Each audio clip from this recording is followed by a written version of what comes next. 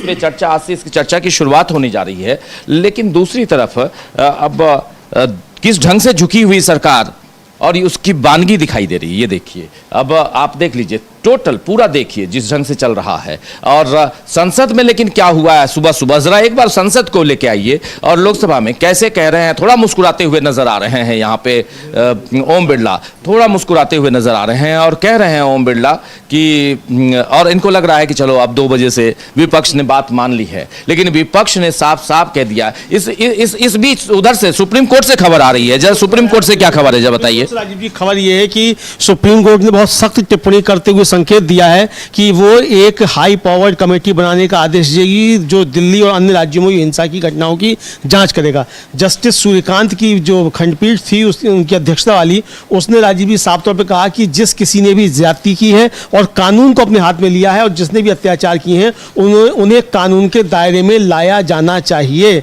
और supreme court ने कहा कि लोकतंत्र में विरोध प्रदर्शन तो होते ही हैं और कहा कि जब विरोध प्रदर्शन और पुलिस की कार्रवाई के लिए एक समान नियम प्रोटोकॉल लागू हो जाएगा तो जिस किसी ने भी ज्यादती की है, कानून अपने हाथ में लिया है, उसे कानून के दायरे में लाया जाना चाहिए।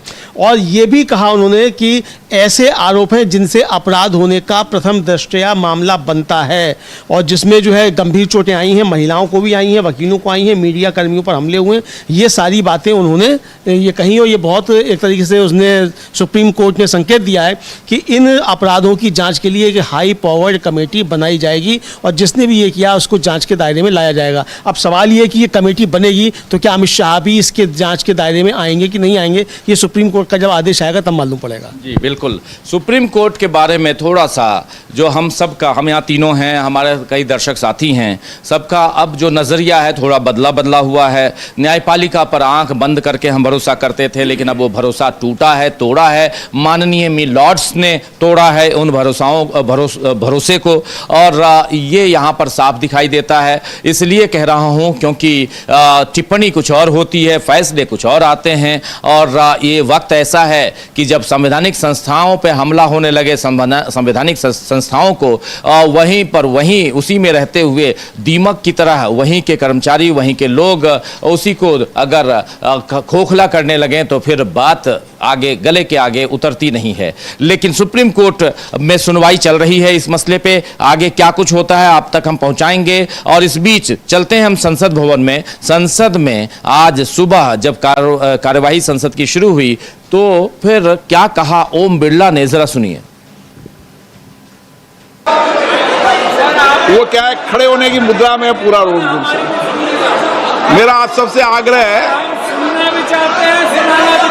कि सदन चले, चर्चा हो, संवाद हो, सबके मत विचार आए, एक हमारी भी बात सुनी जाए सर, पूरे देश के अंदर एक सकारात्मक दिशा जाए कि संसद में चर्चा संवाद होती है।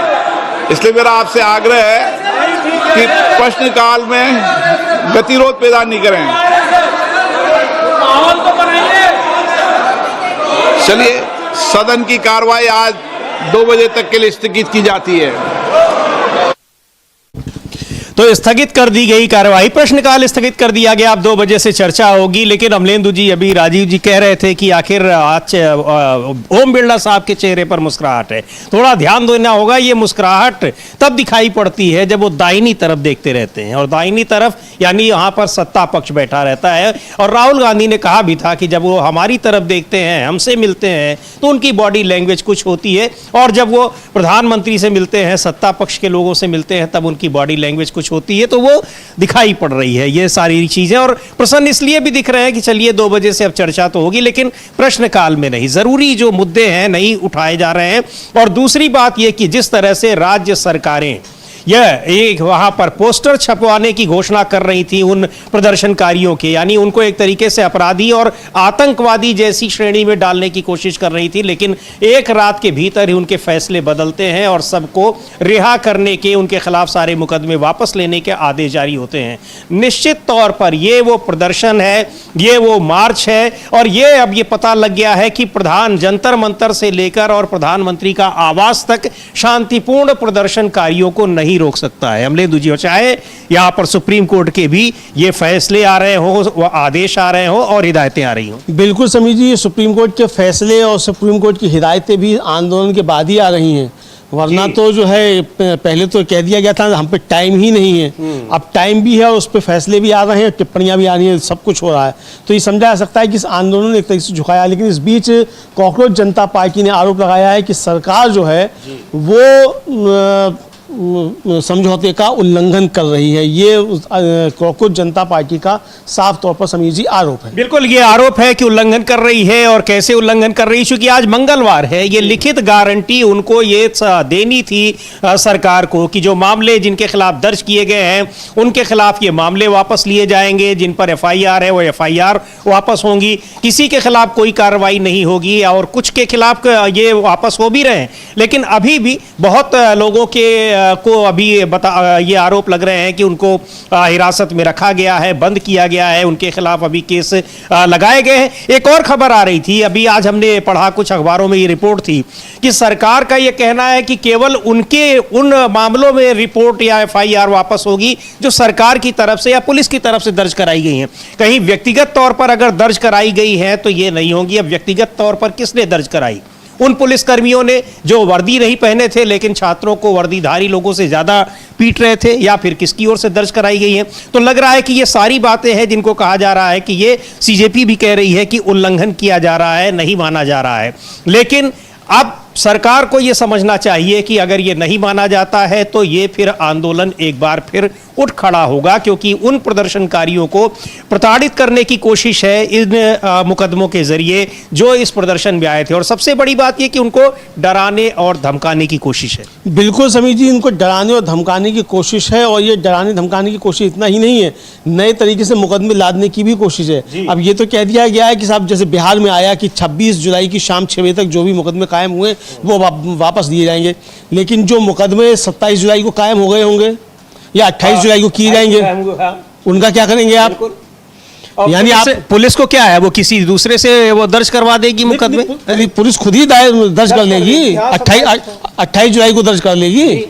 नाम पते तो सब है ना, जिनके वापस होंगे उन्हीं के 28 जुलाई को कर लेगी। आगे भी नहीं होंगे, ये भी अब देना पड़ेगा, ये है। लेकिन इस बीच समीर जी ये मसला खत्म नहीं हो रहा है कि अमित शाह सदन के अंदर आकर वक्तव्य दें, इस पे विपक्ष अड़ा हुआ है।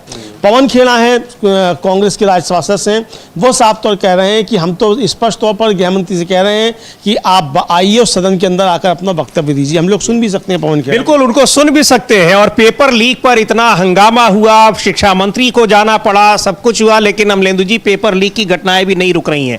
पेपर लीक की घटनाएं भी हो रही हैं और उनके खिलाफ प्रदर्शन भी संसद परिसर में हो रहे हैं। उसको भी हम लोग देखेंगे। पहले पवन खेड़ा को सुनते हैं क्या कह रहे हैं। के लिए फिर से लोकसभा स्थगित किया गया, राज्यसभा में चर्चा होना है नहीं होना है, क्या सहमति बनी? लोकसभा में आज चर्चा होनी है। देखिए, हम लोग स्पष्ट तौर पे गृह मंत्री को बार बार आग्रह कर रहे हैं कि आइए सदन में वक्तव्य दीजिए। जिस तरह से पैलेट गन्स चली, जिस तरह से AK-47 का इस्तेमाल हुआ नौजवानों के खिलाफ, उस पर चर्चा करनी पड़ेगी, उस पर वक्तव्य गृह मंत्री को देना पड़ेगा। लेकिन अपोजिशन में क्या एक सहमति बनी है कि सभी लोग पेपर लीक पर आज अपनी बात रखेंगे, जितने भी पार्टी इंडिया ब्लॉक में शामिल? देखिए, हम अपनी आवाज, जैसा आपको कह रहा हूं, पिछले कई दिनों से उठा रहे हैं, लेकिन सरकार एक अलग से घमंड में चल रही है। इसमें क्या दिक्कत है गृह मंत्री को आकर इस पर जवाब देने की? क्या दिक्कत है उनको वक्तव्य देने की? क्या दिक्कत है प्रधानमंत्री को माफी मांगने? कोई दिक्कत होनी नहीं चाहिए। पैलेट गन की बात आप लोग बार बार उठा रहे हैं। सुप्रीम कोर्ट में भी एक याचिका दायर की गई है कि किसी भी स्थिति में पैलेट गन का इस्तेमाल नहीं होना चाहिए। दिल्ली पुलिस ने पहले डिनायल इशू किया और धमकाया था। मुझे अच्छी तरह याद है, कुछ दिनों पहले दिल्ली पुलिस की एक पोस्ट आई थी कि ऐसा कोई प्रकरण नहीं हुआ है और जो भी इस तरह की बात फैलाएगा उस पर कानूनी कार्रवाई की जाएगी। आप बताइए, दिल्ली पुलिस के खिलाफ कानूनी कार्रवाई होनी चाहिए या नहीं होनी चाहिए?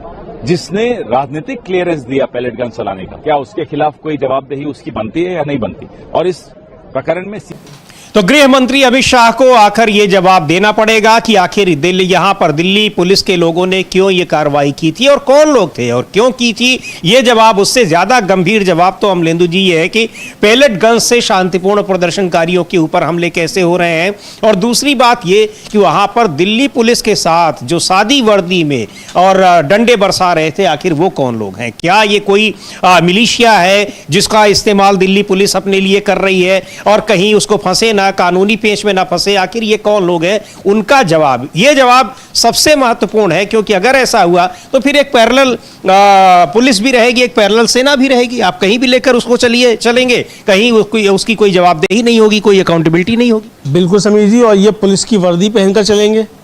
हाँ, पुलिस की वर्दी पहने हुए, भले ही उस पर नेम प्लेट नहीं लगाई है दिल्ली पुलिस या कौन सी पुलिस, ये नहीं लगाया है, लेकिन वर्दी तो पुलिस की पहने हुए हैं। और लाठीचार्ज कर रहे हैं पुलिस के साथ मिलके, लाठियां चला रहे हैं पुलिस के साथ मिलके, और गालियां भी बक रहे हैं पुलिस के साथ मिलके।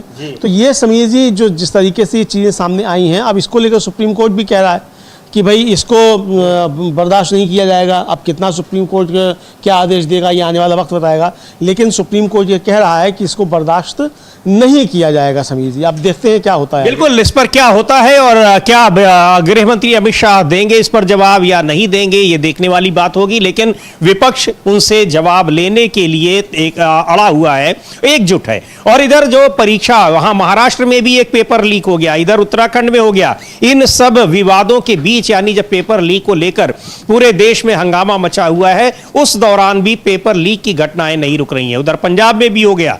तो यहां पर अब कैसे कांग्रेस पार्टी ने, महाराष्ट्र के सांसदों ने इसके खिलाफ, जो महाराष्ट्र में लोक सेवा आयोग का पेपर लीक हुआ है उसको लेकर प्रदर्शन किया, और उधर अखिलेश यादव ने और समाजवादी पार्टी के सांसदों ने प्रदर्शन किया कि उत्तर प्रदेश में 20 से ज्यादा पेपर लीक हुए हैं। तो ये पेपर लीक अब मुद्दा लगातार एक के बाद एक वो उभर कर सामने आ रहा है, और संसद में भी उसकी गूंज सुनाई दे रही है। ये महाराष्ट्र के सांसद हैं और ये बता रहे हैं कि कैसे मध्य प्रदेश में लोक सेवा आयोग का पेपर लीक हो जा रहा है।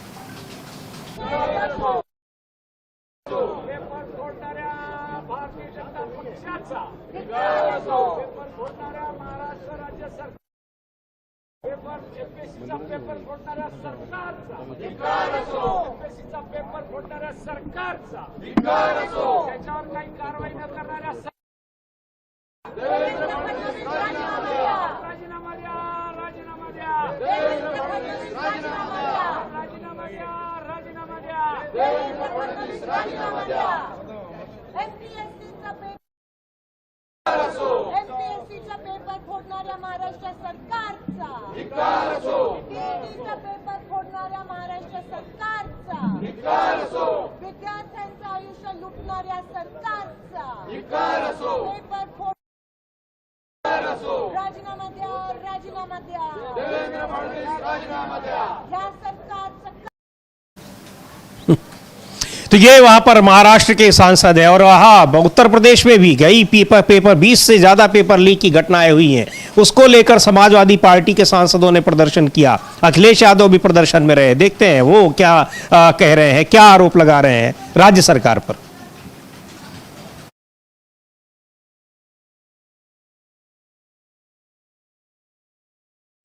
तो बता रहे हैं कि 10 साल में 20 से ज्यादा पेपर लीक हुए हैं उत्तर प्रदेश में, अकेले उत्तर प्रदेश में। जी हाँ, 10 साल में 20 से ज्यादा पेपर वहां पर लीक हुए हैं। ये समाजवादी पार्टी ने बाकायदा बुकलेट लेकर वहां शामिल हुए इसमें, और 20 से ज्यादा ये कौन से पेपर लीक हुए हैं पिछले 10 साल में, यानी पिछले 10 साल में वहां पर एनडीए की यानी बीजेपी की सरकार है, ये उनका आरोप है। उसको लेकर वहां प्रदर्शन किया गया। लेकिन यहां पर प्रदर्शन तो हो रहे हैं पेपर लीक को लेकर। अमित शाह ने वहां पर, धर्मेंद्र प्रधान का इस्तीफा भी हो गया जो शिक्षा मंत्री थे, लेकिन पेपर लीक की घटनाएं नहीं हो रही है, रुक नहीं रही हैं। पर हिमाचल प्रदेश के मुख्यमंत्री का दावा है, अमलेंदु जी सुखविंदर सुक्खू का, कि उनके 4 साल के शासन में एक भी पेपर लीक की घटनाएं नहीं हुई है। वो क्या दावा कर रहे हैं, सुन लेते हैं उनको। अब आप बताइए कि मेरे समय में 3.5 साल में कोई पेपर लीक हुआ तो मुझे बताइए। भारतीय जनता पार्टी की 2017-22 में बीजेपी की सरकार थी, कांग्रेस तो विपक्ष में थी। पुलिस पेपर भर्ती लीक हुआ, सबॉर्डिनेट सिलेक्शन में पेपर लीक हुए, पेपर बेचे गए। जो कड़ी कार्रवाई करता है, हमने कड़ी कार्रवाई की सबॉर्डिनेट सिलेक्शन बोर्ड को।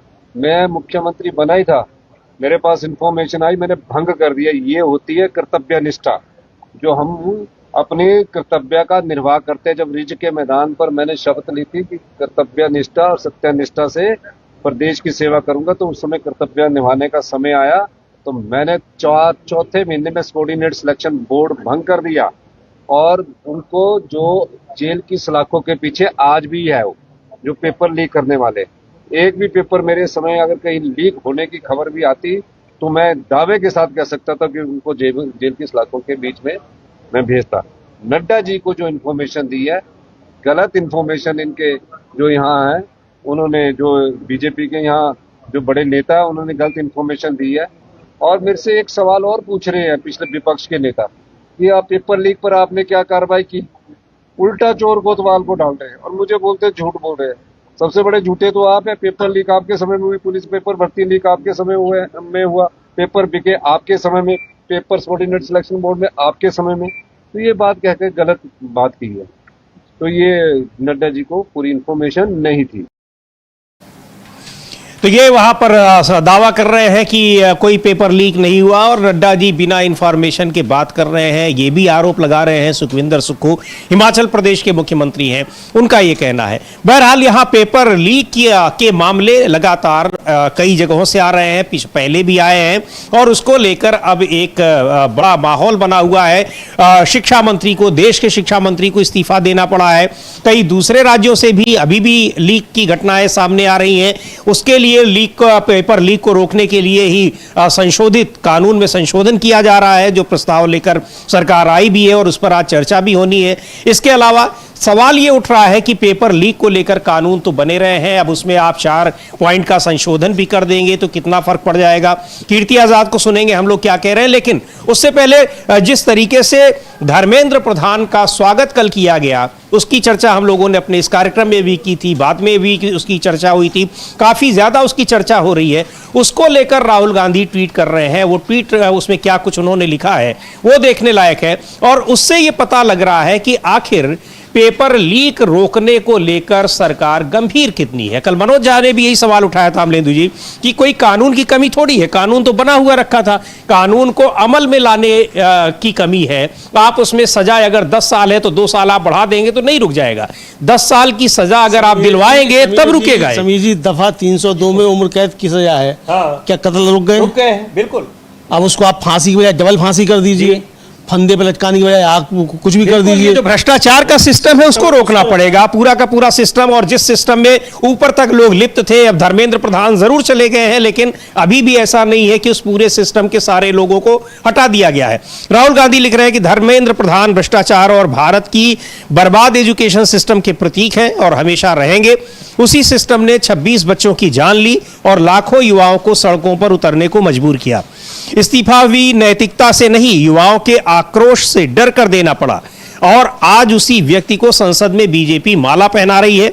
यह कोई सम्मान नहीं, लाखों बच्चों के भविष्य की बर्बादी का जश्न है। देश का हर छात्र यह देख रहा है और इसमें शामिल हर चेहरा याद रखेगा। ये राहुल गांधी ने लिखा है। सब याद, हाँ जी, हाँ, सब याद रखा जाएगा। तो ये याद रखा जाएगा जो लोग इनको माला पहना रहे हैं और जिनको पाग पहना रहे हैं, जिनका जिंदाबाद के नारे लगा रहे हैं, इनको सबको याद रखा जाएगा कि ये सब भी जो हैं एक अपराधी के साथ खड़े हुए हैं। ये राहुल गांधी का कहना है। बिल्कुल, कि आपने उनको इस्तीफा भी देना पड़ गया, उसके बाद भी आप ये बताने की कोशिश कर रहे हैं कि नहीं, ये जैसे भी हैं हम इनका महत्व बनाए रखेंगे। हालांकि इसको लेकर अमलेंदु जी बीजेपी के भीतर क्या कुछ उठापटक चल रही है उसकी भी चर्चाएं हो रही हैं कि गृह मंत्री अमित शाह के करीबी है धर्मेंद्र प्रधान, इसलिए गृह मंत्री ये नहीं जताना चाहते हैं कि कहीं से भी उनकी अपनी जो लॉबी है वो कमजोर पड़ने वाली है या उनकी लॉबी में जो लोग हैं उनको वो ऐसे ही छोड़ने वाले हैं। अब ये एक अलग विश्लेषण का मामला है लेकिन इस तरह की भी चर्चाएं हैं।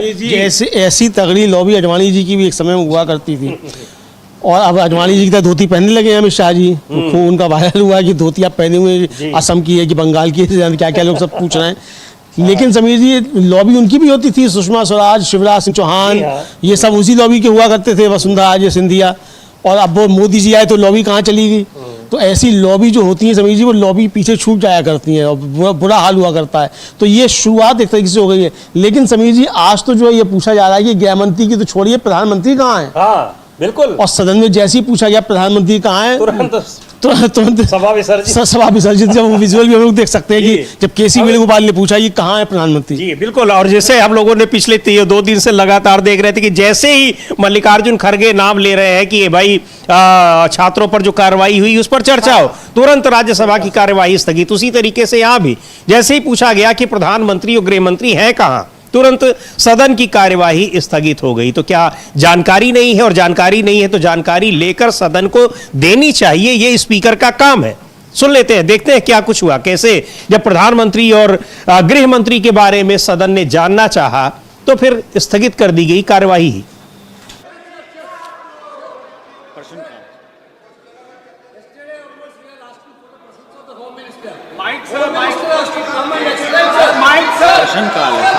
प्रश्नकाल है।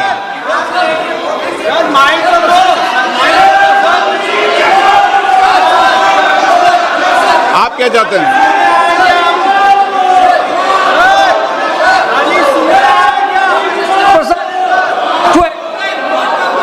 नो, मैं सभी दलों से पुनः अपील करता हूं कि महत्वपूर्ण विधेयक पर हम चर्चा करें, संवाद करें, अपने मत और विचारों को रखें। सरकार से भी और प्रतिपक्ष से भी मेरा ये आग्रह है कि सभी माननीय सदन सहमति बनाए और आज हम 2 बजे इस महत्वपूर्ण विषय पर चर्चा करेंगे, ऐसा सभी लोगों ने। तो बिरला जी का कहना है कि सरकार जो विधेयक लेकर आए उस पर चर्चा हो, विपक्ष कोई सवाल पूछता है तो उस पर चर्चा की जरूरत नहीं है, यही समझा जाए, क्योंकि प्रश्नकाल में ये मुद्दा उठा रहे हैं लेकिन उन्होंने प्रश्नकाल को ही स्थगित कर दिया। प्रश्नकाल बहुत ही महत्वपूर्ण है। संसद की जब संविधान लिखा जा रहा था और संसद की कार्यवाहियों पर जब चर्चा हो रही थी तो प्रश्नकाल और शून्यकाल की पर कितनी चर्चाएं हुई थी कि ये देश की लोकतांत्रिक व्यवस्था को बनाए रखने के लिए कितना जरूरी है। लेकिन उस प्रश्नकाल को सिर्फ इसलिए स्थगित कर दिया गया कि सदस्यों ने पूछ लिया कि जवाब देने के लिए प्रधानमंत्री और गृहमंत्री हैं कहाँ। बिल्कुल बिल्कुल समीर जी कि प्रधानमंत्री और गृहमंत्री कहाँ है ये पूछ लिया और प्रधानमंत्री का पता ही नहीं चल रहा है। प्रधानमंत्री जो है वो वीडियो जारी करते हैं जेनजी के लिए और मेटा जो उस वीडियो को ब्लॉक कर देता है, तो वहां से भी प्रधानमंत्री गायब हो गए। ले दे के तो बेचारे आए थे रील बनाने के लिए और वो गायब कर दी।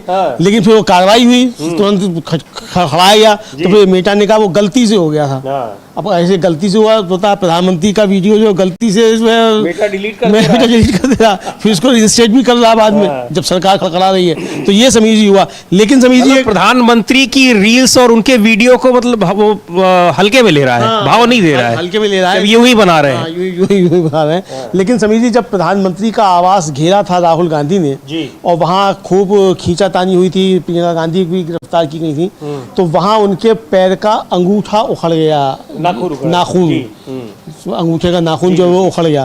तो आज वो संसद में दिखाई दी है अंगूठे में पट्टी बांधे हुए, और आप देखो विजुअल है, आप उसको फुल स्क्रीन भी समझिए। अच्छा, हाँ, ये वो विजुअल्स हैं और उसमें अंगूठे में पट्टी बांधे हुए, तो ये उसी समय ये नाखून उखड़ गया। वहां पर राहुल गांधी के नाक से खून और इनके पैर के अंगूठे का नाखून उखड़ गया है। तो ये वही लोग पूछ रहे होंगे कि क्या हो गया, पट्टी क्यों बंधी है, तो बताया होगा उन्होंने। तो ये लेकिन ये चीज है अमलेंदु जी कि वहां जो प्रदर्शन हुआ, वहां पर कांग्रेस के सांसद पहुंचे, फिर वहां अखिलेश यादव भी पहुंचे, उसके बाद जिस तरह से वहां जबरन पुलिस ने उठाया उन लोगों को, या फिर जंतर मंतर पर जिस तरीके से पुलिस कार्रवाई हुई, लेकिन उस कार्रवाई के बाद जो कुछ छात्रों का प्रदर्शन जिस तरीके से रहा है उसमें कोई कमी नहीं आई, बल्कि वो बढ़ता चला गया। उसने सबकी आंखें खोल दी, केवल सरकार की, केंद्र सरकार की, बीजेपी शासित तमाम राज्यों की सरकारों की ही नहीं, बल्कि यहाँ न्यायपालिका है और लग रहा है कि चुनाव आयोग की भी आंखें कहीं न कहीं अब खुलती हुई दिखाई पड़ेंगी आने वाले दिनों में। हालांकि बांकीपुर में चुनाव हो रहा है, वहां तो नहीं दिख रही है, वहां बाकायदा हिंदू और मुसलमान के नाम पर वोट मांगे जा रहे हैं, कुछ ऐसे तस्वीरें, कुछ ऐसे पोस्टर दिखाई पड़े हैं सोशल मीडिया पर। बिल्कुल बिल्कुल बिल्कुल बिल्कुल बिल्कुल सही कह रहे हैं आप सभी जी। वो सोशल मीडिया पर खूब जो है वीडियो इस तरीके के वायरल हो रहे हैं और उन पर किसी भी तरीके का कोई भी जो है वो शो मतलब खंडन उसका या उस पर कोई माफी अभी तक कुछ नहीं आई है। तो आए ना आए, चुनाव आयोग की कोई कार्रवाई नहीं है, सबसे बड़ी बात तो ये चुनाव आयोग की कोई कार्रवाई नहीं है और कोई सबक लिया भी नहीं जा रहा है। तो ये सबसे ज्यादा महत्वपूर्ण बात है। यानी अभी भी इतने सबके बाद भी भरोसा उसी हिंदू मुसलमान की पॉलिसी पर ही जो है ये है समीर जी, इसका मतलब समझा सकता है। लेकिन तमाम वीडियो समीर जी इस तरीके वायरल हो रहे, वो तो एक वो जो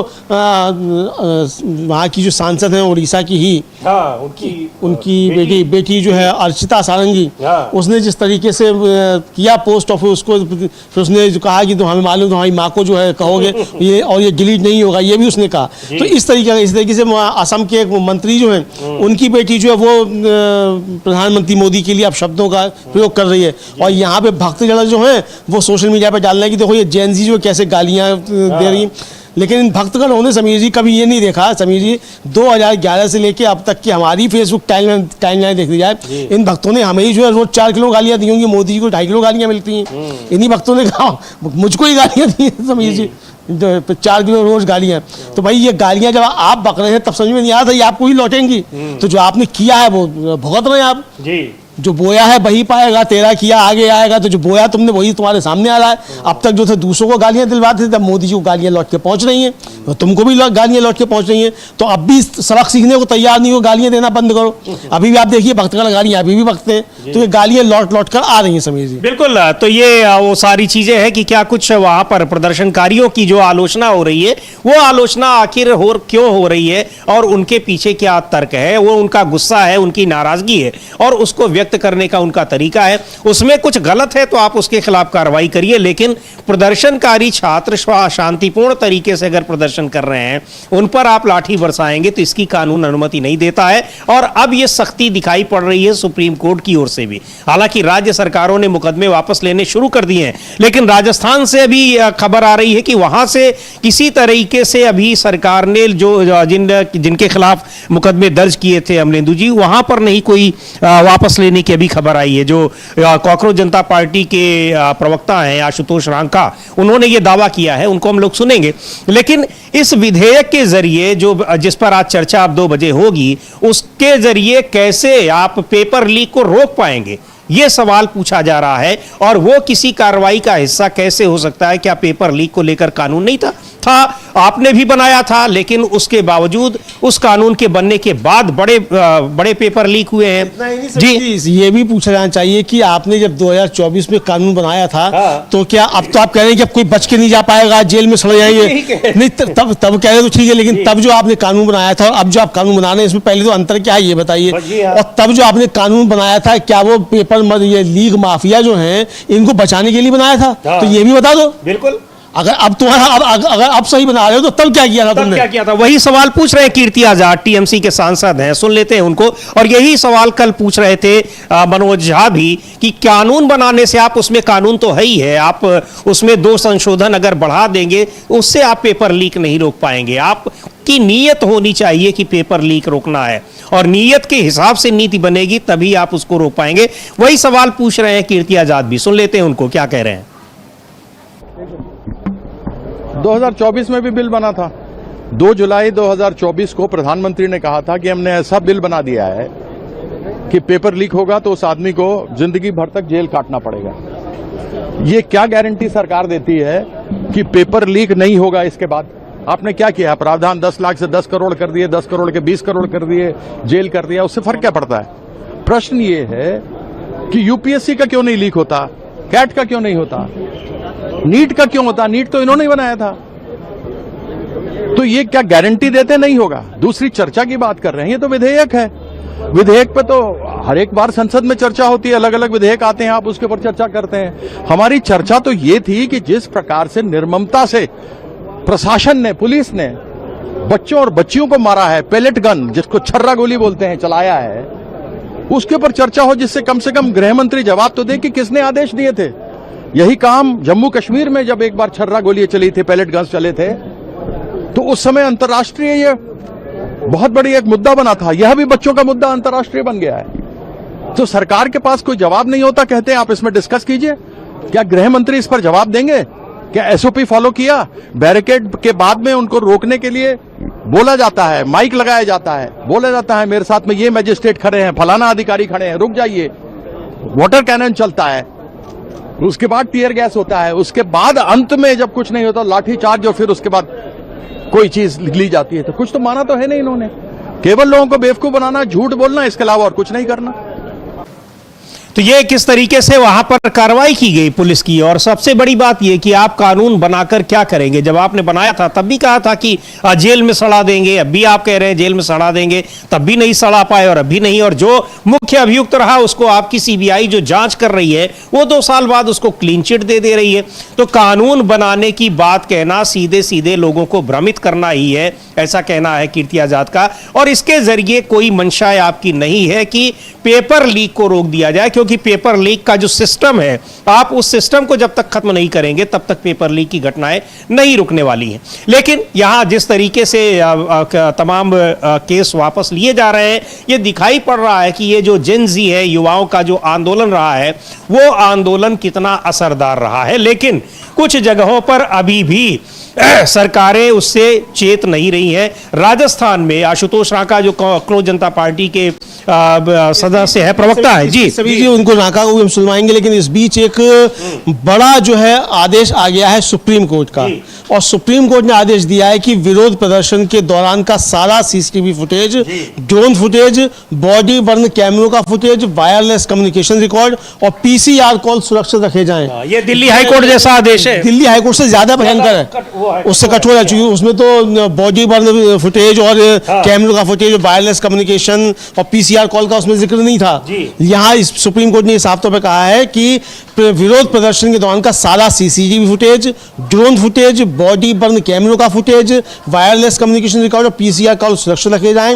राज्य या पुलिस यह सुनिश्चित करे कि प्रदर्शनकारियों का इकट्ठा किया गया डिजिटल डेटा सुरक्षित रखा जाए और उसे सार्वजनिक ना किया जाए। सुप्रीम कोर्ट ने आदेश दिया कि प्रदर्शनकारियों का कोई भी निजी डेटा या जानकारी सार्वजनिक ना की जाए। जी बिल्कुल, तो ये बड़ा आदेश दिया है सुप्रीम कोर्ट ने, और कि यहाँ पर किसी भी तरह के जो एविडेंस हैं उनको नष्ट ना किया जाए, उनको सुरक्षित रखा जाए, और जब अगली सुनवाई होगी, जरूरत होगी तो सुप्रीम कोर्ट के सामने उसको पेश किया जाएगा। तो ये एक महत्वपूर्ण आदेश है, और सुप्रीम कोर्ट भी अब इस पर सख्त दिख रहा है। हालांकि शुरुआत में तो सुप्रीम कोर्ट ने इसको जरूरी नहीं समझा, इसको मना कर दिया है और समय की बर्बादी माना, लेकिन अब शायद उसको भी लग रहा है कि यह जरूरी मुद्दा है। हालांकि सुप्रीम कोर्ट के मना करने के बाद दिल्ली हाईकोर्ट में सुनवाई हुई थी, और दिल्ली हाईकोर्ट ने भी आदेश दिया था पुलिस को, सरकार को, केंद्र सरकार को कि ये सारे फुटेज जो है, सारी तस्वीरें, सारे जो विजुअल्स हैं वो सुरक्षित रखे जाएं और उनको नष्ट ना किया जाए। कैमरे जो वहां पर लगे हुए हैं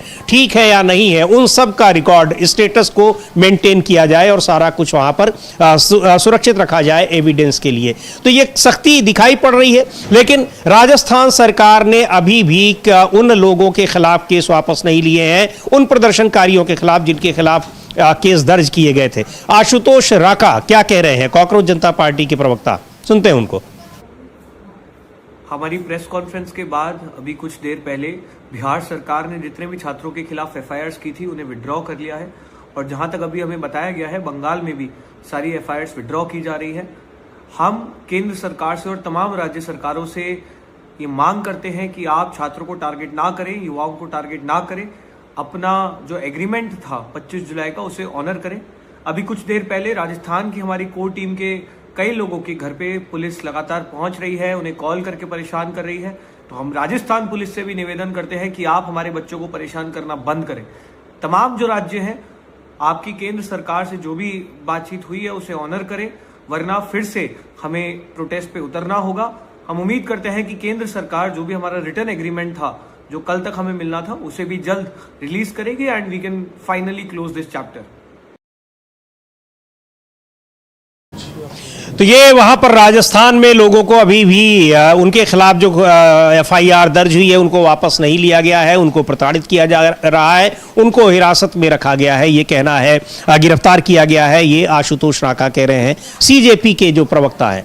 लेकिन यहाँ पश्चिम बंगाल में और असम में और बिहार में तमाम लोगों के खिलाफ केस वापस किए गए हैं, और 40 दिनों से जो उनको बंद रखा गया था सीपीएम के कुछ वहां पर कार्यकर्ताओं को, उनको भी रिहा किया गया किया है। जो सीपीएम की बिहार प्रदेश के अध्यक्ष हैं कांति यादव, उन्होंने एक ट्वीट किया है और बताया है कि उनके कई 40 साथियों को छोड़ दिया गया, उनके कई साथियों को छोड़ दिया गया जो पिछले 40 दिन से जिनको हिरासत में रखा गया था और उनको प्रताड़ित किया जा रहा था। तो ये इंपैक्ट, ये असर दिखाई पड़ रहा है कि जो प्रदर्शन हुआ था वो प्रदर्शन अब उस तरीके से और भी हो सकता है। यानी ये सरकार भी अब ये मानने को विवश हो गई अमलेंदु जी कि शांतिपूर्ण तरीके से, संवैधानिक तरीके से आप अगर प्रदर्शन कर रहे हैं, अपनी मांगों को रख रहे हैं, तो वो दबा नहीं पाएगी कितना भी कर ले। बिल्कुल बिल्कुल समीर जी, इसका प्रदर्शन को दबा नहीं सकते हैं। और ये जो आप बता रहे हैं कॉमरेड कांति यादव हैं और कॉमरेड सावित्री, ये सभी जो हैं इनको कल इनको रिहा कर दिया गया और इनको 40 दिनों तक जेल में बंद रखा गया था। इनको कल वहाँ रिहा किया गया है। तो ये वहाँ से खबरें, पश्चिम बंगाल में ये वहाँ से खबरें आ रही हैं समीर जी। तो अब ये सामने आना खबरें शुरू हो गई हैं। पश्चिम बंगाल में भी वापस लिए गए हैं मुकदमे, ये खबरें भी हैं। बिहार, बंगाल और असम में 3 जगह। महाराष्ट्र और अभी इसका कोई सूचना नहीं आई है राजस्थान की कि यहाँ वापस लिए गए हैं कि नहीं लिए गए हैं। तो राजस्थान और महाराष्ट्र से सूचना नहीं है। राजस्थान में तो नहीं लिए गए हैं। आशुतोष राका बिल्कुल साफ तौर पर कह रहे हैं और कह भी रहे हैं कि अगर नहीं लिए गए तो फिर से ये आंदोलन हम करेंगे और अपने लोगों को, जो प्रदर्शनकारी जो वहां पर शांतिपूर्ण तरीके से प्रदर्शन कर रहे थे, उनको हम इसी तरीके से नहीं छोड़ सकते हैं। बहरहाल वहां एक और आज एक प्रदर्शन हो रहा है दिल्ली विश्वविद्यालय में, जो कांग्रेस का छात्र विंग है NSUI और ये NSUI, ये जो छात्र संगठन है कांग्रेस पार्टी का, ये प्रदर्शन इसलिए हो रहा है कि वाइस चांसलर ने दिल्ली विश्वविद्यालय के, उन्होंने आदेश जारी किया था कि उनके नाम पर यह आदेश जारी किया गया था कि कोई भी छात्र प्रदर्शन में शामिल ना हो। उसके खिलाफ कि आप प्रदर्शन करने का जो अधिकार है, छात्रों का मौलिक अधिकार है, आप उसको कैसे रोक सकते हैं, उसके खिलाफ एक प्रदर्शन हो रहा है। उसको भी हम लोग देखेंगे क्या किस तरीके से प्रदर्शन हो रहा है। और लेकिन यह बड़ी हैरानी की बात है अमलेंदु जी कि विश्वविद्यालय का वाइस चांसलर के नाम से ऐसा आदेश जारी किया जाए कि वो छात्रों के मुद्दों से जुड़े प्रदर्शन में, शांतिपूर्ण प्रदर्शन में शामिल ना हो। अगर होगा तो उसके खिलाफ कार्रवाई की जाएगी। ये तो मतलब सीधी सीधी धमकी है। छात्रों के खिलाफ कार्रवाई की आप धमकी दे देंगे तो कहां से हो जाएगा। बिल्कुल बिल्कुल समीर जी। और राहुल गांधी ने उसको पूछा भी था कि तुम्हारी हिम्मत कैसे हुई इस तरह का आदेश देने की। और समीर जी, बहुत साफ सी बात है कि विश्वविद्यालय के बाहर जो है छात्र जाकर क्या करता है क्या नहीं करता, ये विश्वविद्यालय तय करने वाला कौन होता है? विश्वविद्यालय का कर्मचारी या वहां का प्रोफेसर या छात्र बाहर जाकर क्या सब्जी खरीदेगा, क्या कपड़े पहनेगा, ये तुम तय करोगे? ये तुमको अधिकार किसने दे दिया है? अगर वो लॉ एंड ऑर्डर का उल्लंघन करता है तो पुलिस और प्रशासन कार्रवाई करेगा। बिल्कुल, मतलब तुम्हारा उसमें क्या है जी? आपका मसला ये है कि विश्वविद्यालय के अंदर क्या होता है। विश्वविद्यालय के अंदर भी विरोध प्रदर्शन तो आप विश्वविद्यालय के अंदर भी नहीं रोक सकते हैं। और अगर कोई अनुशासन तोड़ता है तो आपकी अनुशासन समिति, उससे आप कार्रवाई कराइए। आपका कोई अनुशासन तोड़ा अगर जाता है तो उसका मसला है, तो वो भी मुकदमे सुप्रीम कोर्ट तक पहुंचते हैं। तो ये इसको लेकर जो है NSUI ने जो है दिल्ली विश्वविद्यालय में प्रदर्शन किया। प्रदर्शन की तस्वीरें भी देखते हैं हम लोग और जो ट्वीट किया है NSUI ने वो भी देखते हैं कि क्या कुछ लिखा है। और उसमें लिखा है अपने ट्वीट में कि दिल्ली विश्वविद्यालय के VC द्वारा छात्रों को जंतर मंतर पर होने वाले छात्र आंदोलन में शामिल होने से रोकने के लिए जारी किए गए नोटिस के खिलाफ NSUI दिल्ली यूनिवर्सिटी ने जोरदार विरोध प्रदर्शन किया। विश्वविद्यालय शिक्षा, विचार और लोकतांत्रिक अधिकारों का केंद्र होता है, न कि छात्रों की आवाज को दबाने का माध्यम। छात्रों को अपनी बात रखने और शांतिपूर्ण लोकतांत्रिक आंदोलनों में भाग लेने से रोकना लोकतांत्रिक मूल्यों पर सीधा हमला है। यह प्रदर्शन भी उनका देखते हैं कि किस तरीके से आज दिल्ली विश्वविद्यालय में NSUI के छात्रों ने प्रदर्शन किया है। ये विश्वविद्यालय विद्यार्थियों का है, न कि दलालों का।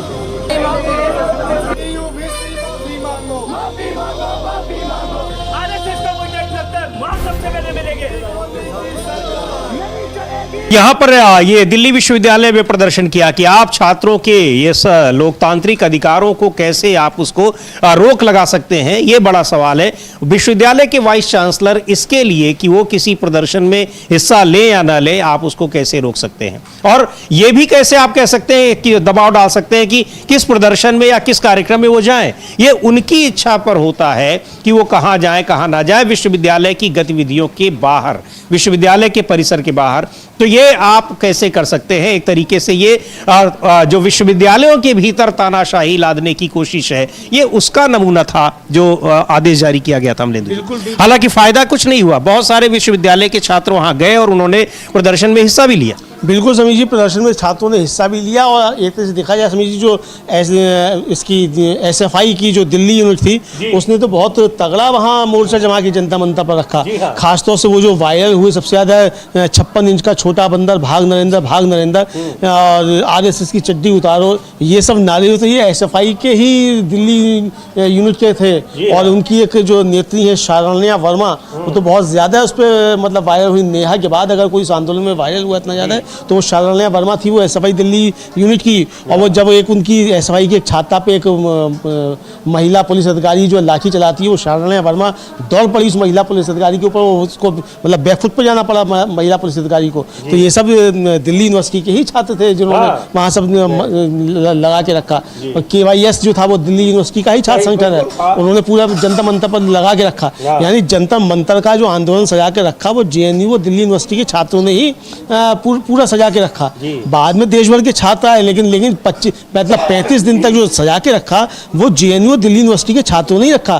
कॉकरोच जनता पार्टी के तो 2.5 आदमी थे, 2.5 के अलावा तीसरा कोई आदमी था ही नहीं। जो भी कुछ था वो JNU और दिल्ली यूनिवर्सिटी के ही छात्र वहाँ पे थे। और खासतौर से AISF, AISA और KYS और AISF इनके छात्र थे। तो ये जो है इसीलिए जो है इसका विरोध किया गया।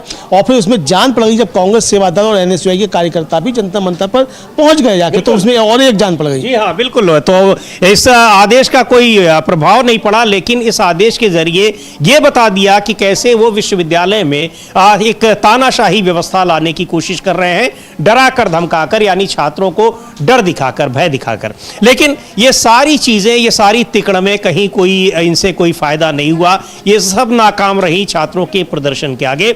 और ये दिखा दिया कि शांतिपूर्ण प्रदर्शन बहुत बड़ी ताकत होती है। बड़े से बड़ी सरकारों को झुकना पड़ा है, ये तो अल्पमत की सरकार थी, इसको तो झुकना ही था। बहरहाल CPI के सांसद है P संतोष कुमार, उन्होंने क्या कहा है? उन्होंने भी इस कार्रवाई की निंदा की और कहा है कि इस पर गृह मंत्री जवाब दें। सुन लेते हैं उनको, P Santosh Kumar. Students were brutally lathi charged throughout the country, especially in NDA ruled states. Delhi, we all know the reality. More than 200 students were lathi charged.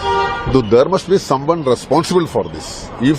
Dharmendra Pradhan is responsible for the NEET scam scandal. So it was his moral duty to resign. Finally, he left his office. Now, who is responsible for this Delhi police atrocities?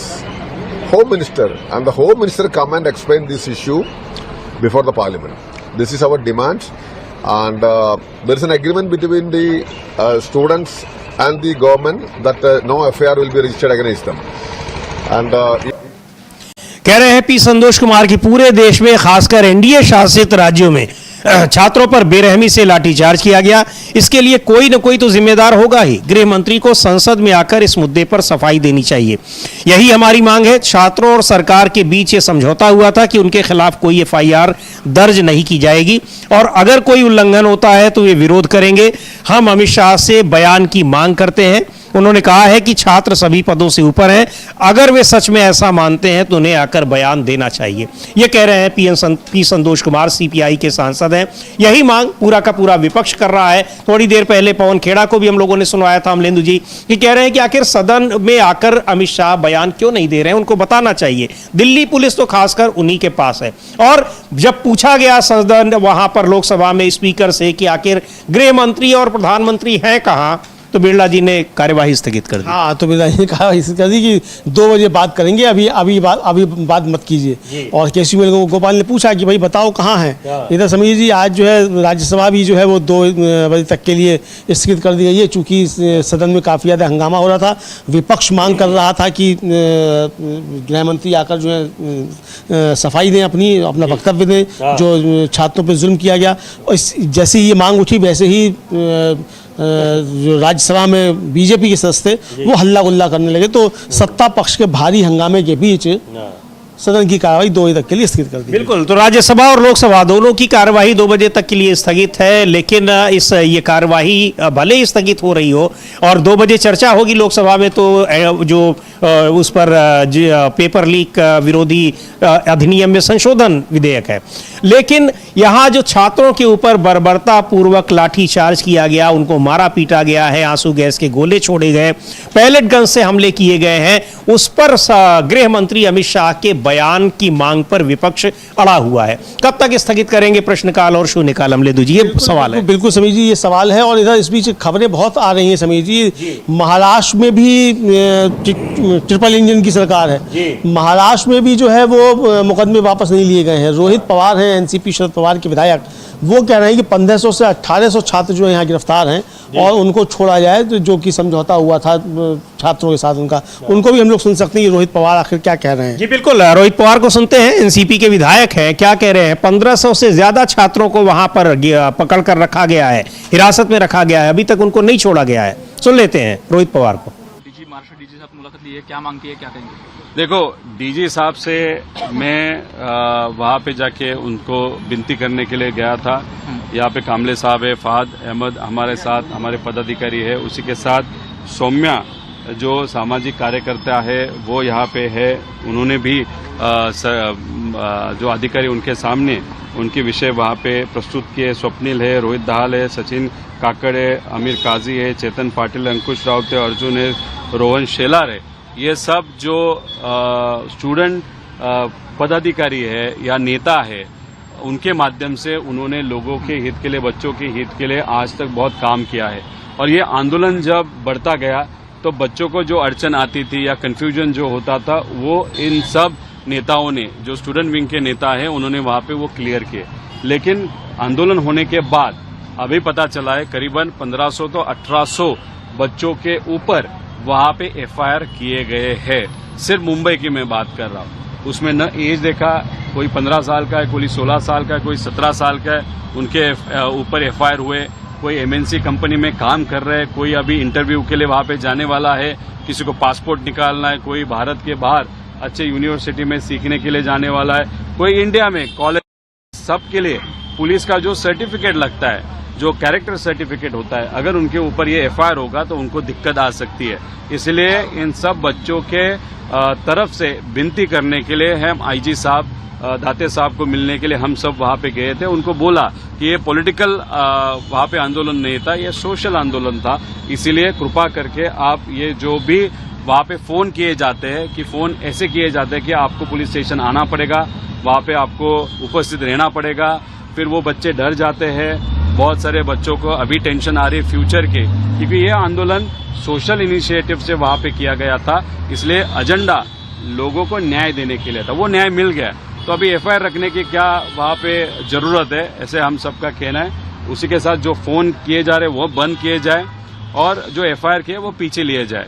4 दिन पहले आपने सबने देखा होगा, नड्डा साहब जो देश के एक मंत्री है, इस सरकार में मंत्री है, उन्होंने और वहाँ के जो संगठन है, जो बच्चों का संगठन था, उनके साथ चर्चा करते हुए उन्होंने घोषणा की थी, या वहाँ पे उन्होंने शब्द दिया था कि कोई भी बच्चे के ऊपर एफआईआर आगे नहीं होगा, जो हुआ है वो पीछे लिया जाएगा। तो हम अभी वेट कर रहे हैं कि महाराष्ट्र सरकार के माध्यम से ये जो कमेटी होती है एफआईआर पीछे लेने के लिए, पॉलिटिकल या अपॉलिटिकल, तो उसके कमेटी को इंस्ट्रक्शन कब तक जाते हैं। इसलिए आपके माध्यम से हम होम मिनिस्टर जो राज्य के, उनको विनती करते हैं बच्चों के तरफ से कि कृपा करके इनके ऊपर के जो एफआईआर है वो वहाँ पे पीछे लिए जाए।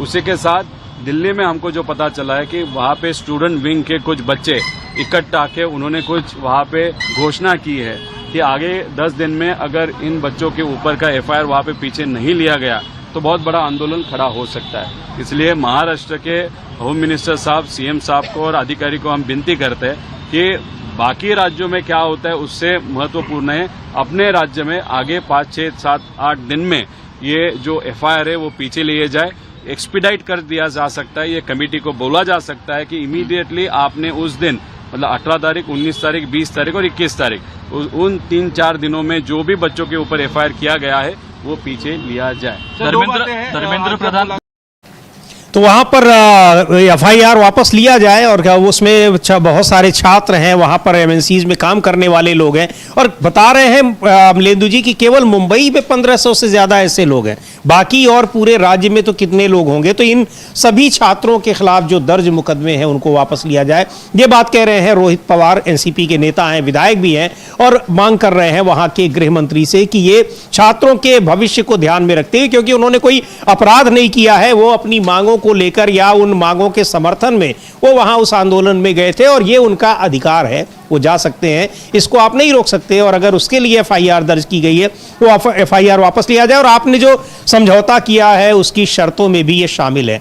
तो अब देखते हैं वहां एफआईआर वापस लिया जाता है या नहीं लिया जाता है। लेकिन छात्रों का ये कहना है कि जब तक हर छात्र, हर प्रदर्शनकारी अपने घर नहीं आ जाता, उसके खिलाफ वापस दर्ज मुकदमे वापस नहीं हो जाते, तब तक ये आंदोलन जारी रहेगा।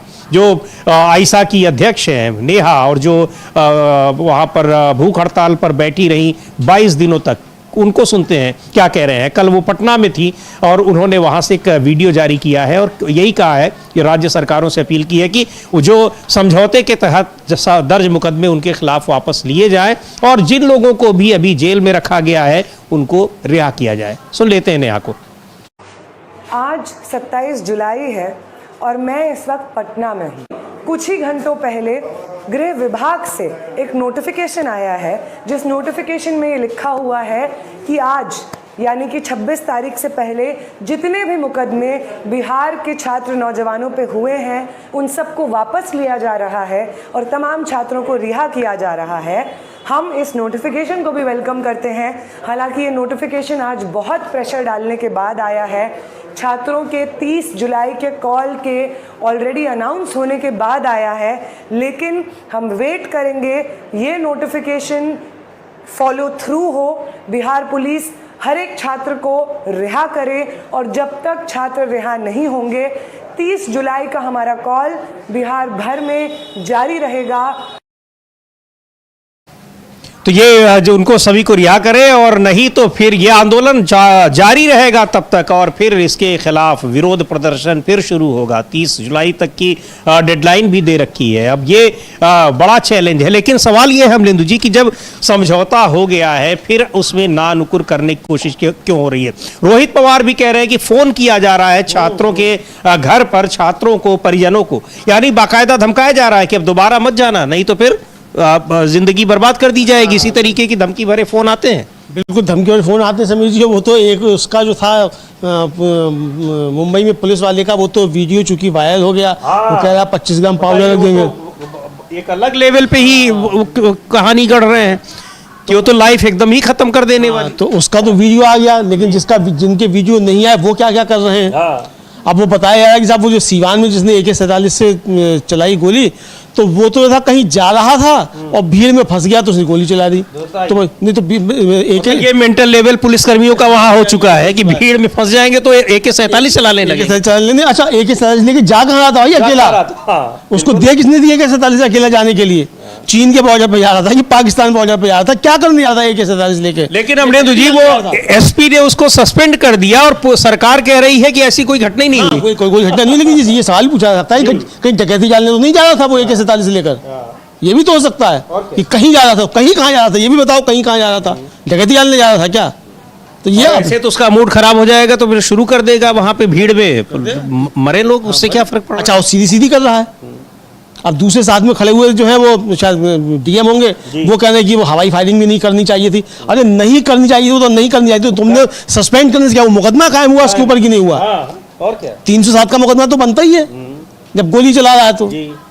अब देखिए हाँ, लेकिन सरकार को पता ही नहीं है तो वहां सरकार के बीच में भी कैसा समन्वय है कि वो SP उसको सस्पेंड कर रहा है, वहां जिले का पुलिस अधीक्षक, लेकिन वहां की सरकार को, गृह मंत्रालय को, मुख्यमंत्री के ही पास गृह मंत्रालय भी है, वो कह रहे हैं कि ऐसी तो कोई घटना ही नहीं हुई है। और जो ये कांड कर रहा है, वो कह रहा है कि हम भीड़ में फंस गए थे इसलिए हमने AK-47 निकाली और मारना शुरू कर दिया, गोली दनादन चलानी शुरू कर दी। तो अगर इस तरह के पुलिसकर्मी, इस मानसिक स्तर वाले पुलिसकर्मी रहेंगे, उनकी बदौलत लोगों की सुरक्षा रहेगी, कानून व्यवस्था की रखवाली रहेगी, तो कितनी कानून व्यवस्था की रखवाली हो पाएगी ये समझा जा सकता है। लेकिन सुनते हैं आरजेडी के सांसद मनोज झा क्या कह रहे हैं। छात्रों के खिलाफ जो कार्रवाई हुई है और उस पर सरकार की जो खामोशी है, गृह मंत्री उस पर कुछ बोलना नहीं चाह रहे हैं, उसको लेकर वो क्या कह रहे हैं।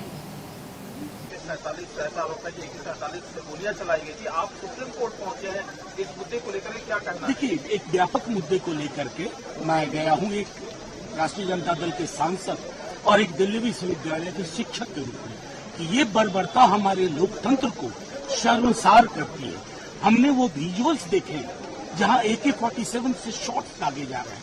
मैंने सदन के अंदर भी अभी शोरगुल के बावजूद कहा कि ये हमारी छवि पूरी दुनिया में क्या हो रही है साहब। एक डेमोक्रेटिक तरीके से लोग प्रोटेस्ट कर रहे हैं, आपको नागवार गुजर रहा, पुलिस स्टेट बना के रख दिया आपने। हर इस तरह की सत्ता का एक अंत होता है, अंत बेहतर हो इसकी कोशिश करें। सर, सुप्रीम कोर्ट के चीफ जस्टिस ने भी आज जो अपना ऑब्जर्वेशन दिया है, उन्होंने कहा कि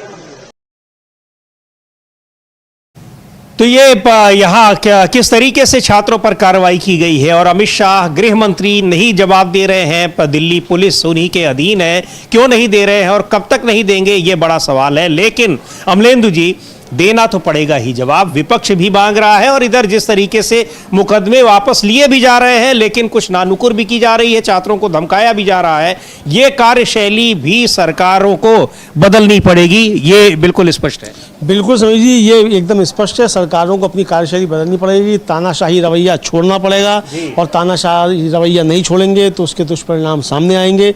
किसी भी सरकार की तानाशाही रवैया नहीं चल सकता, लोकतंत्र में खास तौर से नहीं चल सकता समीर जी, ये साफ तौर पर समझना चाहिए। बिल्कुल, ये साफ तौर पर समझना चाहिए, लेकिन समझ में सरकारों को आ रहा है पर धीरे धीरे, लेकिन उसमें भी कुछ न कुछ कोशिश ये हो रही है कि धमकाने की ये जो प्रक्रियाएं हैं ये भी जारी रहे, किसी को पता भी न चले। लेकिन अब जिस तरीके से ये कहा जा रहा है, अभी जो हम लोगों ने सुना आईसा की अध्यक्ष नेहा का बयान, उसके अलावा कॉकरोच जनता पार्टी के भी प्रवक्ता कह रहे हैं कि जब तक सभी छात्रों को, प्रदर्शनकारी छात्रों को छोड़ा नहीं जाता, उनके खिलाफ मुकदमे वापस नहीं लिए जाते हैं, तब तक ये आंदोलन जारी रहेगा। और उसके बाद अगर 30 जुलाई तक की डेडलाइन भी दे रखी है कि अगर नहीं तब तक उन सभी को छोड़ा गया, रिहा किया गया, तो फिर से ये प्रदर्शन होगा। अब फिर से ये प्रदर्शन बर्दाश्त कर पाएगी सरकार की, नहीं कर पाएगी, या सरकार की कुछ और प्लानिंग है, उस प्लानिंग के तहत वो क्या करना चाहती है, ये देखने वाली बात है। लेकिन ये मुद्दा शांत होने वाला नहीं है। गृह मंत्री अमित शाह से बार बार उनसे बयान देने की मांग की जा रही है। पूछा जा रहा है कि आखिर प्रधानमंत्री नरेंद्र मोदी और गृह मंत्री अमित शाह हैं कहां। प्रधानमंत्री का की अभी कल शायद कोई रील भी नहीं आई है। कल नहीं आई है, परसों आई थी, वो परसों रील आई थी, नंदन नीलेकंठ की घोषणा, हाँ देखी थी, बाकी अभी कोई रील नहीं आई है। अब देखना ये है कि रील पे जो है वो और रील आती हैं कि नहीं आती हैं। और अभी तक तो समीर जी जो करवा रहे थे दूसरों के साथ, है ना, जो जरा सा सवाल उठाया उसको देखिए कैसी गालियों की बौछार मिलती थी। आप ट्रेन में चले आइए, बस में चले आइए, तो आपको लोग काटने को दौड़ पड़ते थे पागल कुत्तों की तरीके से। आप मोदी जी के खिलाफ कुछ बोल दीजिए, अब उल्टा हो रहा है। अब जो है जो आपने बोला था वो काटा जा रहा है। तो अब कह रहे हैं कि भाई जैन जी जो है वो अच्छा नहीं कर रही है, संस्कार अच्छे नहीं है। ये शाखा में संस्कार दिए थे वो संस्कार अच्छे हैं, जैन जी के संस्कार गलत है। बहुत जो आप ये सरकार को पता नहीं है या पता है जानबूझ के ऐसा कर रही है, बहुत सारे ऐसे लोग हैं जो आज से साल 2 साल 4 साल पहले तक इसी सरकार के समर्थक थे, और ऐसे उन लोगों के परिवारों के लोग हैं जो उस सरकार के समर्थक थे। यहाँ तक कि परिवार में उनके अभी परिजन हो सकता है सरकार के समर्थक हो, लेकिन ये युवा पीढ़ी जो है वो सरकार के विरोध में आई है। ये इसका मूल्यांकन करना चाहिए सरकार। एक वीडियो बहुत वायरल हो रहा है, एक बीजेपी का नेता है यूपी का, वो कह रहा है वो जो सोनम वांगचुक वो चीन का एजेंट है। और उसी के लड़के का वीडियो वायरल हो रहा है कि मेरे पापा तो जो है वो बीजेपी के क्या नेता हैं, चोर हैं। ये तो अब ये सब जो है भैया रोको, अब जैन जी के युवाओं के बड़े प्रिय हैं मोदी जी, तो सब रोको। अब ये बिल्कुल व्हाट्सएप यूनिवर्सिटी से रोको, व्हाट्सएप यूनिवर्सिटी से अंकल जो हैं 60 से ऊपर वाले वो व्हाट्सएप यूनिवर्सिटी पर आवेद होते हैं। ये अब ये नई पीढ़ी जो है व्हाट्सएप नहीं देख रही, इसके और आ गए, यानी कौन सा डिस्कॉर्ड और क्या क्या सब आ गए हैं, तो वो सब है। तो व्हाट्सएप वाले अंकल जो थे, अब व्हाट्सएप वाले अंकल से संभालो। बहरहाल समीर जी, ये लेकिन ये चीजें हैं, पर ये देखना होगा कि आखिर ये युवा पीढ़ी आपकी नीतियों, आपकी जो कार्यशैली है, आप जिस तरह से सरकार चला रहे हैं, उसके खिलाफ इतनी नाराजगी, इतने गुस्से में क्यों आ गई है कि वो जहां आपकी प्रशंसा कर रही थी आपको गालियां दे रही है। इसलिए कि अब वो मूल्यांकन करने लगी है कि आखिर इन 12-13 सालों में हुआ क्या है और क्या कुछ कहा गया और क्या नहीं किया गया। दूसरी बात ये कि उसी पैमाने पर, उसी पैटर्न पर इस युवा पीढ़ी को भी देशद्रोही और देश विरोधी बताने की कोशिश की गई, लेकिन उसने किस तरीके से नकार दिया। तो अब ये जो पुराने तौर तरीके चल रहे थे आंदोलनों को डिफेम करने के, आखिरकार सरकार को भी झुकना पड़ा, बैकफुट पर आना पड़ा, और सरकार के लिए जो काम करने वाले, जिनको ट्रोल्स कहा जाता है सोशल मीडिया की भाषा में, उनको भी आना पड़ा बैकफुट पर। अब वो अपनी सरकार को ही गाली दे रहे हैं। हाँ बिल्कुल, अपनी सरकार को ही अब जो अच्छे तरीके से गालियां दे रहे हैं।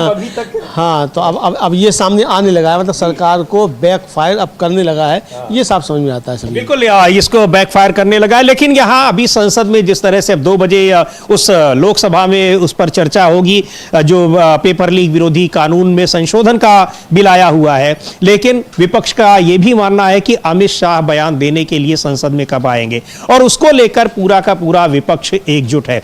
एक बार लोकसभा की कार्यवाही, प्रश्नकाल की कार्यवाही एक बार फिर देखेंगे कि कैसे विपक्ष जब अपने मुद्दे उठा रहा है, छात्रों पर लाठीचार्ज को लेकर, छात्रों पर जिस तरीके का बर्बर बर्ताव किया गया उसको लेकर गृह मंत्री के बयान की मांग कर रहा है, तो कैसे सदन की कार्यवाही स्थगित कर दी जा रही है। एक बार देखते हैं किस तरीके से आज प्रश्नकाल को स्थगित किया गया।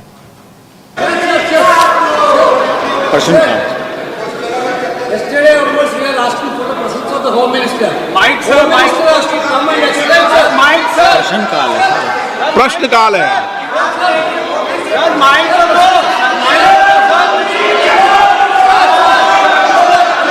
आप क्या चाहते हैं?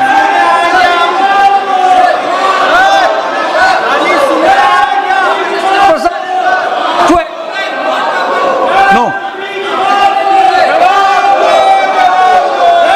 मैं सभी दलों से पुनः अपील करता हूं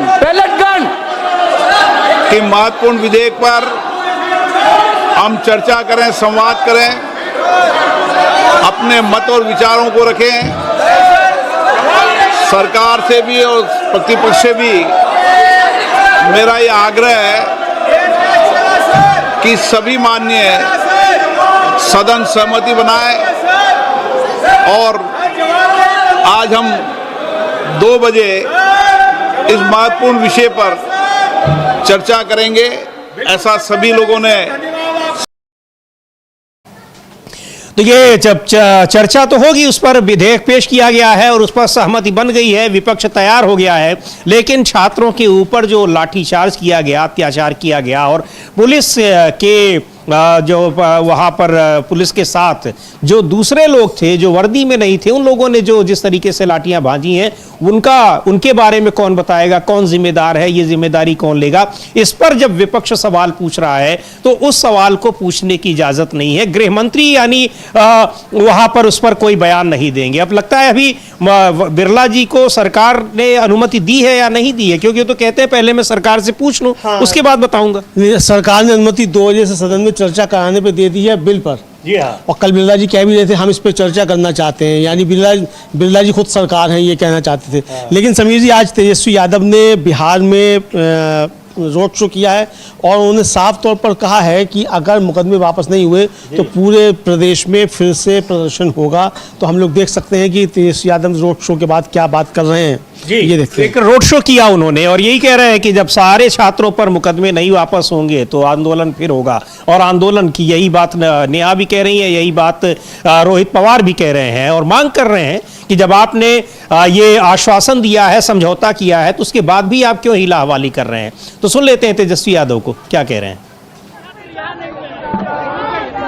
देखिए, आदेश तो निकाल दिया गया है चेतावनी के बाद, लेकिन अभी भी सूचना मिली है कई परिजन परेशान हैं, जेल के बाहर हैं कि अभी तक छात्रों को जो है रिहा नहीं किया गया है और केस अब तक जो है वापस नहीं लिया गया है, केवल एक चिट्ठी ही निकाला गया है, नोटिफिकेशन निकाला गया है।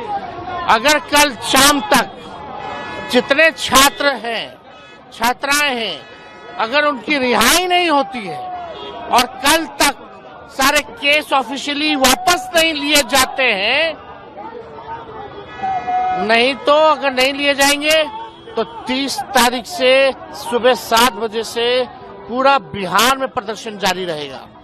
पेंशन की बात आ रही है, कई लोगों की सैलरी चलने नहीं आ रही है, पेंशन थोड़ा सा देख लीजिए। बिहार सरकार का खजाना खाली है।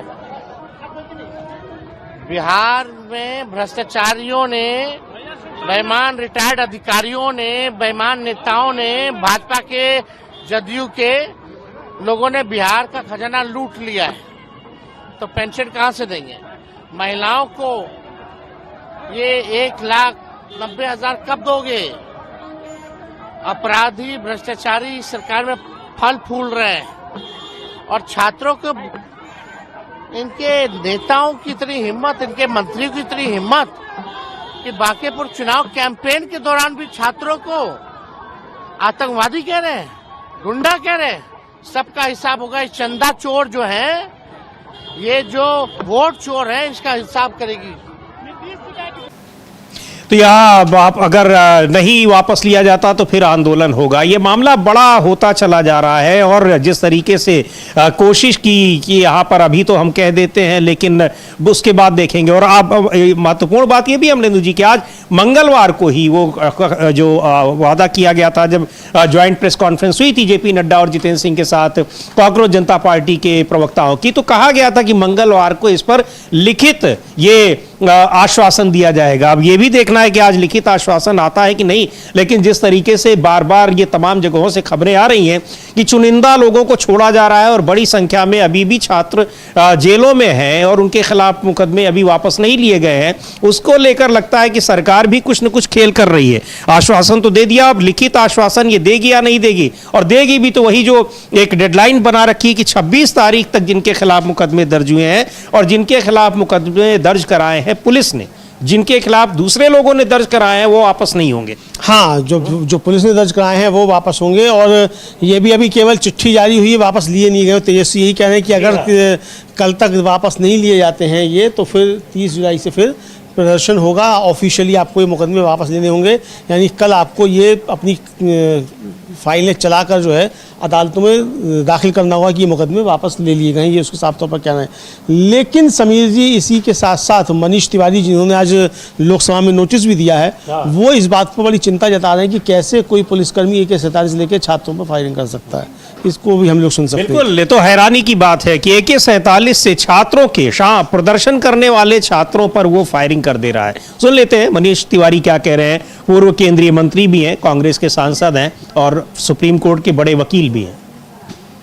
बुनियादी बात ये है कि 20 जुलाई 2026 को जिस तरह से लाठी डंडा चलाया गया, पेलेट गन्स का इस्तेमाल किया गया और जो वीडियो वायरल हुआ है कि प्रदर्शनकारियों के पीछे AK-47 लेके एक पुलिस वाला भाग रहा है, ये बहुत चिंता का विषय है। क्योंकि भारत का संविधान हर व्यक्ति को ये हक देता है कि वो अहिंसात्मक तरीके से अपनी बात रख सके, इकट्ठा हो सके, प्रदर्शन कर सके।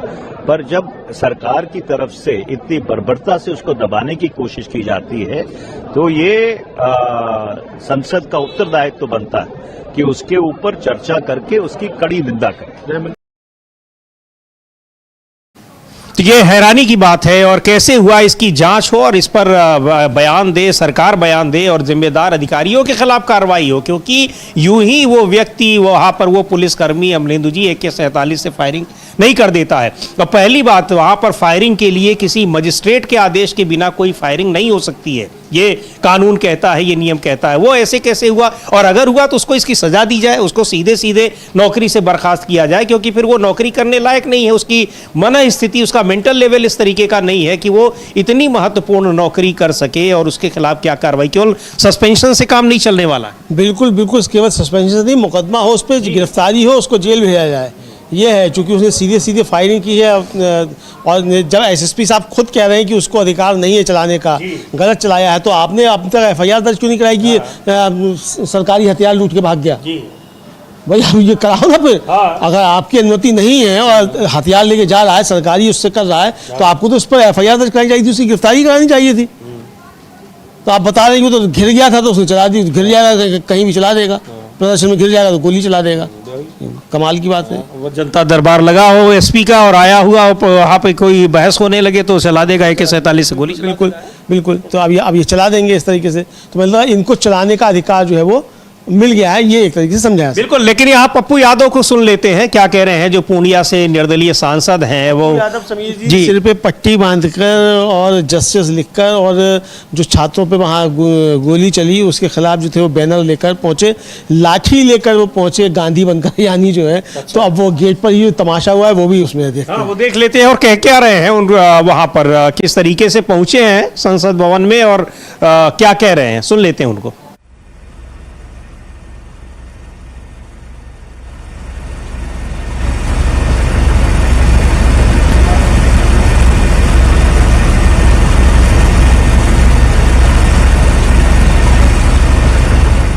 किसको मरवा देगी, किसको क्या करेगा कहना मुश्किल है।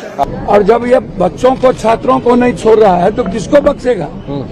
ये तो हालात ये हैं कि घर ढूक करके बच्चों को पीटा जा रहा है।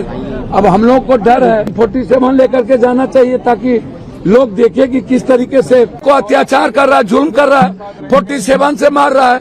जो कश्मीर में कभी गोली चलती थी उसको यहाँ चलवा रहा है। अब देख नहीं रहे।